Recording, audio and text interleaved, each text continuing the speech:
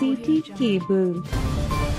నమస్కారం తెలియజేస్తూ వేదిక ముందు ఆశీర్వదించగా మల్కాపూర్ గ్రామ ప్రజలకి పాత్రికేయ మిత్రులకు మరియు పోలీస్ అధికారులకు మరియు ముఖ్యంగా ఛత్రపతి శివాజీ మహారాజ్ సంఘం మరియు సభ్యులందరికీ కూడా పేరు పేరున నా హృదయపూర్వక నమస్కారాలు తెలియజేస్తున్నాను.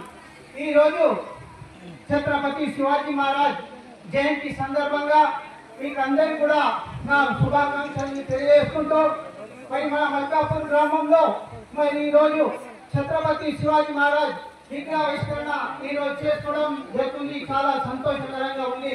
మరి ఛత్రపతి శివాజీ మహారాజ్ అంటే మరి పూనా ప్రాంతంలో జిన్నార్ పట్టణంలో శివనేరి కోటలో మరి ఆయన జన్మించడం జరిగింది.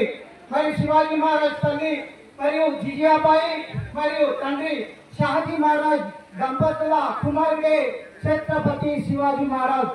ఆయన 1630 సంవత్సరంలో మరి ఫిబ్రవరి 19 తారీఖు రోజు ఆయన జన్మించడం జరిగింది. ఛత్రపతి శివాజీ మహారాజ్ వాళ్ళ తల్లి దగ్గర జిజవాయి దగ్గర ఆయన చిన్ననాటి నుండే ఆమె ఆలన పాలన మరి చేసేది. ఆయనకు మంచి విద్యా బుద్ధులను కూడా నేర్పించడం జరిగింది. ఆయనకు మంచి ఇతిహాసాలు కానీ రామాయణం కానీ మహాభారతం కానీ మరి ఇంకా మరి కత్తిస్వామి యుద్ధాలు కూడా ఆమె దగ్గర నుండి మరి ఆమె నేర్పించడం జరిగింది.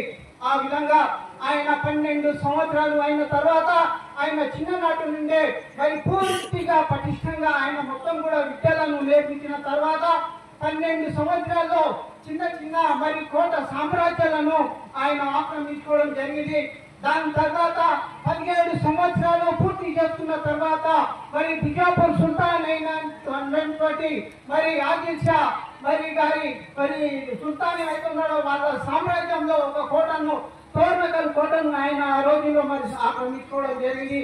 ఆ విధంగా ఒక్కొక్క కోటను ఆయన సామ్రాజ్యంలో మొత్తం కూడా స్వాధీనం చేసుకుంటూ మరాఠా ప్రాంతంలోనే ఆయన అత్యధికంగా మొత్తం కూడా పెద్ద ఎత్తున సామ్రాజ్యాన్ని స్థాపించుకోవడం జరిగింది.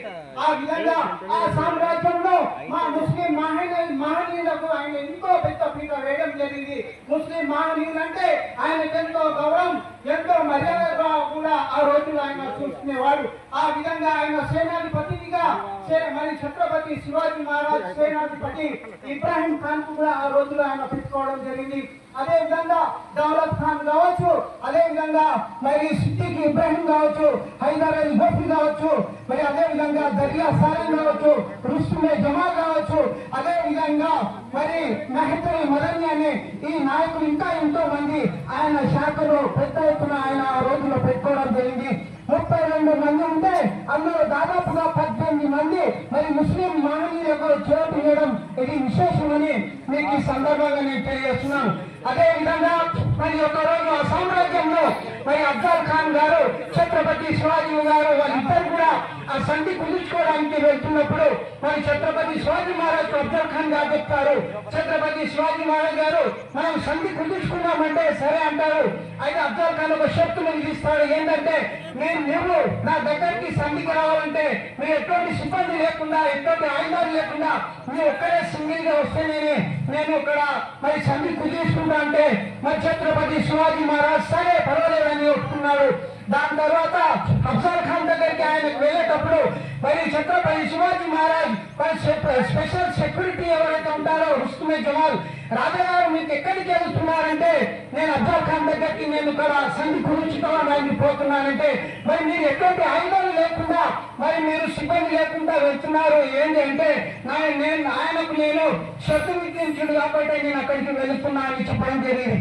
ఆ రోజులో మరియు రుస్తుమే జమాల్ గారు రాజుగారు మీరు ఒక్కసారి గుర్రం పైకి కిందికి దిగండి అని చెప్పడం జరిగింది. దాని తర్వాత దిగిన తర్వాత మరి రాజుగారు అఫ్జల్ ఖాన్ గారి హైట్ ఎంత ఉందో అంటే ఆయన హైట్ 7 అంగుళాలు అంటే 7 ఫీట్లు. మరి మీ హైట్ ఎంత ఉందంటే నా హైట్ 5 అంగుళాలు 0.4 అంటారు. అయితే మీరు ఇట్లా వెళ్తే మరి అతన్ని అనుకోకుండా మీ గొంతులు చంపుతాడు కాబట్టి నేను ఒక గుప్త నిధిగా నేను ఒక ఆయుధాన్ని ఇస్తాను, అదే బ్యాక్లెట్లో పెట్టుకొని మీరు వెళ్ళని అని ఆ రోజులో రుస్తుమే జమాల్ గారు ఆ రోజు పంపించడం జరిగింది. ఆ విధంగా ఆయనకు మరియు అఫ్జల్ ఖాన్ దగ్గరికి వెళ్ళినప్పుడు అఫ్జల్ ఖాన్ మరియు మన దర్బార్లో ఎప్పటికైతే అతను వెళ్తాడో అఫ్జల్ ఖాన్ అంటాడు మరి ఛత్రపతి శివాజీ మహారాజ్ సింగిల్ గా వచ్చిండు మరి ఈ అవకాశం మళ్ళీ ఎప్పుడు కూడా దొరకాలి మరి ఆయన చంపాలని ఒక్కసారిగా ఆయన పైకి మరి వెళ్తాడు మరి ఇద్దరు కూడా యుద్ధం చేస్తుంటే చివరకు మరి ఛత్రపతి శివాజీ మహారాజ్ దగ్గర గుప్త అనే ఆయుధంతో ఒక్కసారిగా కడుపులో కుచ్చితే ఆయన అఫ్జల్ ఖాన్ కుప్ప కూలిపోతాడు ఆ విధంగా మరి ఎప్పుడైతే ఆయన కింద పడిపోతాడో ఆయన దగ్గర ఉన్న అఫ్జల్ ఖాన్ అంటే సేనాధిపతి కృష్ణారావు కుల్కర్ణి అనే ఆయన మరి ఇద్దరు శివాజీ మహారాజ్ వాళ్ళిద్దరు కూడా మరి యుద్ధం చేసుకుంటారు ఆ విధంగా మరి ఇక్కడ ఒకటి మనకు చిత్రం ఏంటంటే మరి ఇక్కడ మన రాజ్యాల గురించే కానీ కులాల మతాల మధ్యలో కాదని దీని గురించి మనం తెలుసుకోవచ్చు ఇక్కడ రక్షించడానికి అఫ్జల్ ఖాన్ కు కృష్ణారావు కుల్కర్ణి పోరాడతాడు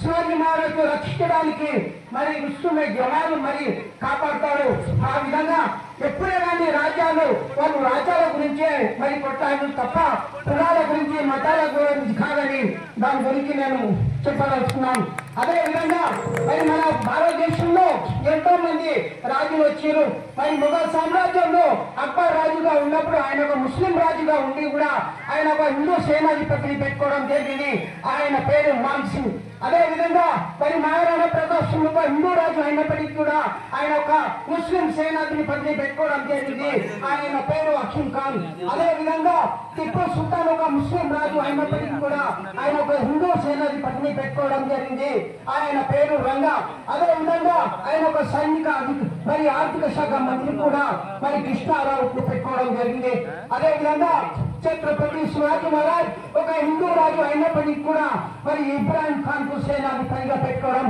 అదే విధంగా మరియు ఝాన్సీ లక్ష్మీ రాణి బాయి కూడా ఆయన ఒక హిందూ రాజు CT Cable